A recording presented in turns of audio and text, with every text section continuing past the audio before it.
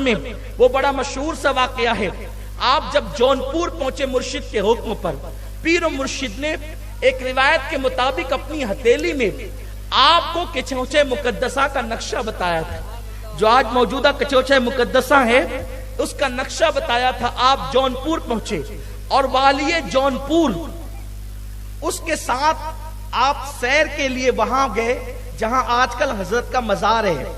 جب وہاں پہنچے تو وہاں جوگیوں کا بسیرا تھا، جوگی لوگ رہا کرتے تھے، اور اتنا بڑا جوگی تھا، اس جوگی کے پاس 500 شاگرد ہوا کرتے تھے. حضرت کو وہ جگہ بہت پسند آئی، پرفضا مقام تھا. دیکھیے جو اللہ والے ہوتے ہیں یہ دل بہت اچھے انداز سے جیتتے ہیں، اپنے اخلاق سے، اپنے کردار سے، لوگوں کو مشاہدہ کرا کے. حضرت مخدوم اشرف جہانگیر سمنانی نے والی جونپور سے، امیر جونپور سے کہا کہ یہ جو جگہ ہے یہاں تالاب ہے اور پرفضا مقام ہے، مجھے یہ پسند آتا ہے اور یہی میرے مرشد نے بتایا ہے. اس نے کہا حضرت اور یہاں تو جوگی لوگ رہتے ہیں اور وہ بہت آسانی کے ساتھ زیر نہیں ہوں گے.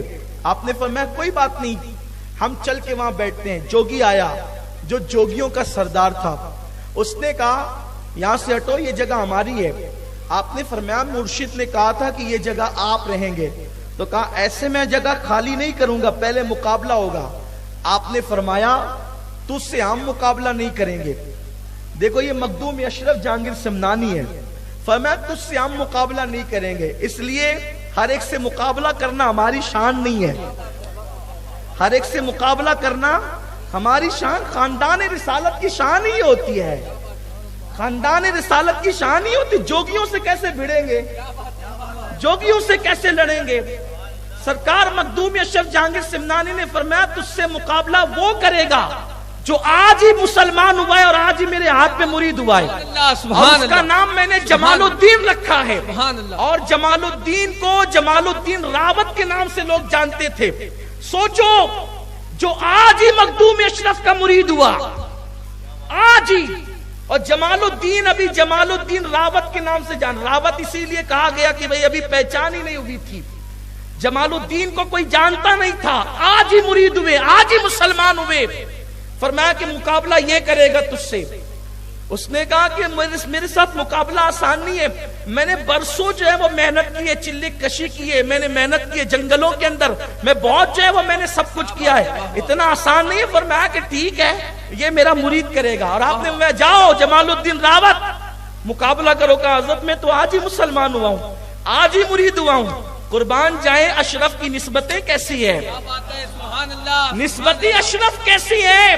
فرمایا مقابلہ کرنا ادھر آپ. اس وقت حضرت پان کھا رہے تھے. حضور مخدوم پاک پان بہت نوش فرماتے تھے. بلکہ تاریخ میں یہ بھی میں نے پڑھا ہے کہ جس وقت حضرت شرف الدین یحییٰ منیری رحمت اللہ علیہ نے فرمایا کہ میری نماز جنازہ ایک سید پڑھائے گا، اس کا نام اشرف ہوگا، اور اس کی داڑھی اتنا خوبصورت ہے وہ کہ اس کے حسن کی وجہ سے، اس کے رنگ کی وجہ سے اس کی داڑھی بھی سرخ ہے، لال ہے اس کی داڑھی.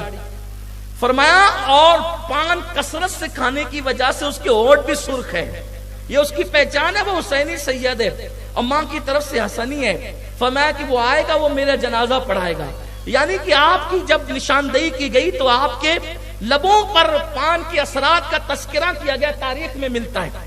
اور پان نوشی آپ کو پسند تھی، اس لیے آپ کے مرشد نے بھی آپ کو مرید کیا. تو مرید کرنے کے بعد بنگال کی ایک مقصول ڈش ہوتی ہے جس کو پن بھتا کہتے ہیں اس زبان میں. پن بھتا کھلانے کے بعد اپنے ہاتھ سے مخدوم کے منہ میں آپ نے پان ڈالا، پان کھلایا. اب یہ پان کی شان کیا ہے؟ میری جماعت کے بہت بڑے عالم علامہ فیض احمد اویسی نے لکھا پان کی شان، ایک رسالہ ہی لکھا پورا. وہ انہوں نے اپنے طور پہ پان کی شان لکھی، لیکن اب مخدومی پان کی شان کیا ہے؟ اب وہ ذرا اس فقیر قادری سے سن لیجیے آپ، مخدومی پان کی شان کیا ہے. اللہ اکبر.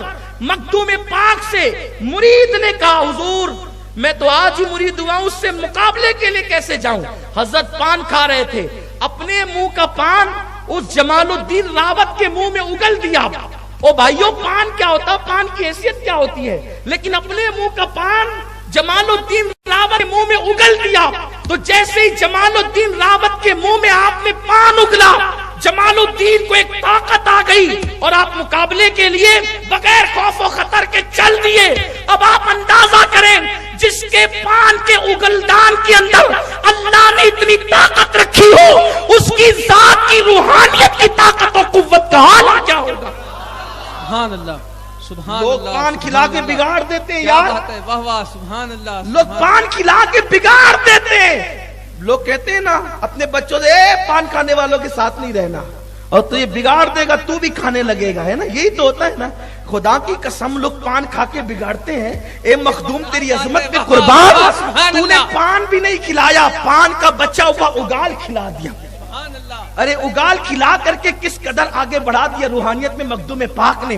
اب ان میں طاقت آ گئی، وہ تو بے خطر چلے۔ سب سے پہلے جوگی نے چونٹیاں بھیجی مقابلے کے لیے، چونٹیاں بھیجی، جیسے ہی نظر ڈالی مخدوم کے مرید نے، وہ جادو والی چونٹیاں ختم ہو گئی، چونٹیاں ہی چونٹیاں دکھ رہی تھی جیسے نظر ڈالی۔ پان کھا کر نظر میں کیا کمال پیدا ہو گیا یار، اپنے ساتھ 10 20 سال تک لوگ رہتے ہیں، بدلتے نہیں ہیں، بچوں کی تربیت کرتے بدلتے نہیں۔ پان کے اگال میں کیا طاقت، اسے مخدوم اشرف کہتے ہیں۔ کبھی جائیے گا اس آستانے پر، حضرت علامہ عبد الرحمن چشتی فرماتے ہیں میں جب گیا مخدوم کے آستانے پہ میں نے خضر علیہ السلام کی زیارت کی۔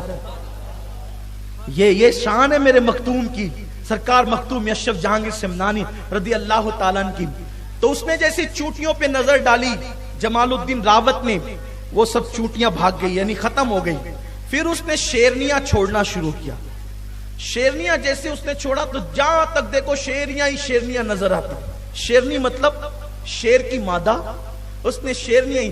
لکھنے والوں نے بہت پیارا جملہ لکھا ہے کہ وہ جوگی کی شیرنیاں اشرف کے شیر نر کے سامنے کب ٹک سکتی تھی، تو مخدوم اشرف کے لال نے، ان کے مرید نے جیسے ہی نظر ڈالی اس کی شیرنیاں بھی ختم ہو گئی، اس کی شیرنیاں سب ختم ہو گئی چونکہ وہ جادو سے تھی۔ پھر اس نے اپنا سونٹا اٹھایا، سونٹا سمجھتے ہیں نا، یہ سونٹا جان بوجھ کے کہہ رہا ہوں، سونٹا سونٹا ہی کہتے ہیں، ڈنڈا سونٹا اٹھایا اور اس کو اس نے ہوا میں اچھالا۔ جیسی ہوا میں اچھالا تو اس کا ڈنڈا اڑنے لگا، اس کا ڈنڈا۔ میرے جیسا خطیب ہوتا تو اب بتائیں اس کا کام ہی کیا تھا وہاں۔ آپ لوگ کہتے ہیں نا ولیوں کا کیا کام ہے، ولیوں کی کرامت کیوں ہے، تو ولیوں کو جن کے مقابلے میں بھیجا گیا تھا وہ لوگ ایسے تھے۔ جوگی لوگ بھی جنگلوں میں منتر جنتر کرتے کرتے اتنی ترقی کر جاتے تھے جادو کے اندر کہ وہ اپنے ڈنڈے بھی اڑاتے تھے۔ اب کمزور لوگ دیکھیں تو وہ بگڑ جائیں، تو جب ان کے ڈنڈے جادو سے اڑتے تھے تو اللہ تبارک و تعالیٰ نے ولیوں کو اس کے مقابلے میں کرامت عطا کی تھی، تاکہ جب ان کے ڈنڈے اڑے تو ان کے ڈنڈوں پر قابو پانے کے لیے ان کے ڈنڈے کام کریں۔ کیونکہ مناظرے کے مقابلے میں مناظر چاہیے، مقرر کے مقابلے میں مقرر چاہیے، مدرس کے مقابلے میں مدرس چاہیے، لیکن جادو کے مقابلے میں تقریر تھوڑی چلے گی، جادو کے مقابلے میں تدریس نہیں چلے گی، جادو کے مقابلے کے اندر خطابات نہیں چلیں گے، جادو کے مقابلے میں تو پھر کرامت چاہیے نا۔ تو اب جب اس نے ڈنڈا اڑایا اپنا، تو پھر حضرت جمال الدین راوت نے کہا میرے مخدوم کا عصا لاؤ۔ جب مخدوم پاک کا عصا لایا گیا تو جمال الدین راوت نے اس کو بھی اڑا دیا۔ اب جب وہ اڑا، اب یہ بھی ڈنڈا اڑ رہا ہے جادو سے اور یہ بھی عصا اڑ رہا ہے۔ اب دونوں کے اڑنے میں فرق کیا ہے؟ جہاں کرامت آ جاتی ہے وہاں جادو نیچے ہو جاتا ہے۔ مخدوم اشرف کا ڈنڈا اڑا اور اس کے ڈنڈے کی خوب پٹائی کی اور اس کو نیچے لایا۔ جب اس کا ڈنڈا نیچے آیا تو ہوش میں آ گیا، اور آنے کے بعد جمال الدین راوت سے کہا ہم ہار گئے، آپ جیت گئے، اب ہم مخدوم کی بارگاہ میں چلنا چاہتے ہیں۔ ان کا ہاتھ پکڑا جمال الدین راوت نے اور اس کے بعد لا کر کے جیسے ہی قدموں میں ڈال دیا، مخدوم پاک نے کہا کلمہ پڑھو، اس نے کلمہ پڑھا۔ اس دن 500 جوگیوں نے حضرت مخدوم اشرف جہانگیر سمنانی کے ہاتھ میں کلمہ پڑھا، اسلام قبول کیا اور اپنے مذہب کی ساری کتابیں لا کر کے جلا ڈالی۔ چند دنوں میں مخدوم پاک کی توجہ نے ان 9 مسلم جوگیوں کو اللہ رب العزت کا ولی بنا دیا۔